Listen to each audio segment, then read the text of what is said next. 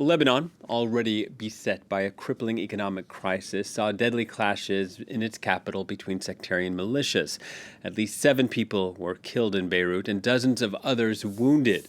Violence broke out as supporters of Hezbollah and the Amal movement gathered to demand the removal of the judge investigating last year's massive explosion at the Beirut port. For more, we can speak to our correspondent, Sally Farhat, standing by in Beirut. Hello to you, Sally. Tell us, what more do we know about the origins of Thursday's violence?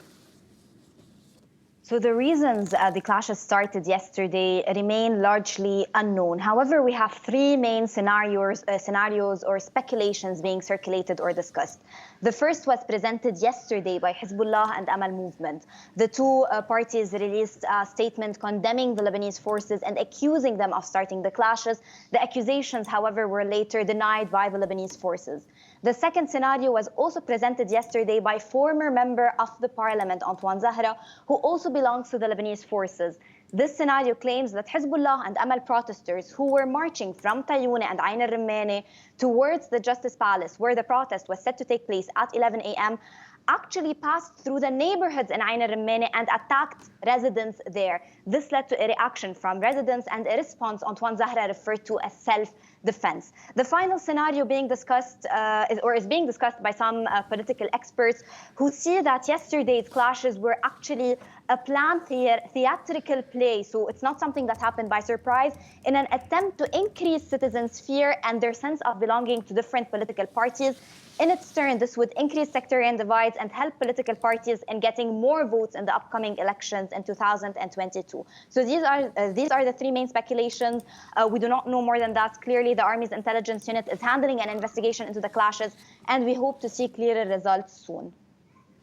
And Sally, there is the currency collapse, hyperinflation, poverty, energy blackouts. The port blast has only exacerbated tensions in the country. Should we expect more escalations like this?